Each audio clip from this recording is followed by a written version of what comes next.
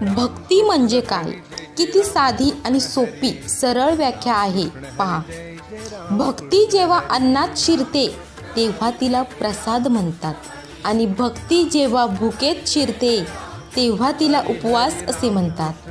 भक्ती जेव्हा पाण्यात शिरते तेव्हा तिला तीर्थ म्हणतात आणि भक्ती जेव्हा प्रवासाला निघते तेव्हा तिला यात्रा असे म्हणतात.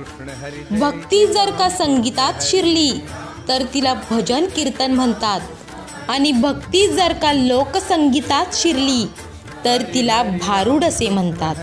भक्ती जेव्हा माणसात प्रकटते तेव्हा माणुसकी निर्माण होते आणि भक्ती जर घरात शिरली तर त्या घराचे मंदिर होते. भक्ती जर का शांतपणे मनाच्या गाभाऱ्यात शिरली तर त्याला ध्यान म्हणतात आणि भक्ती जर का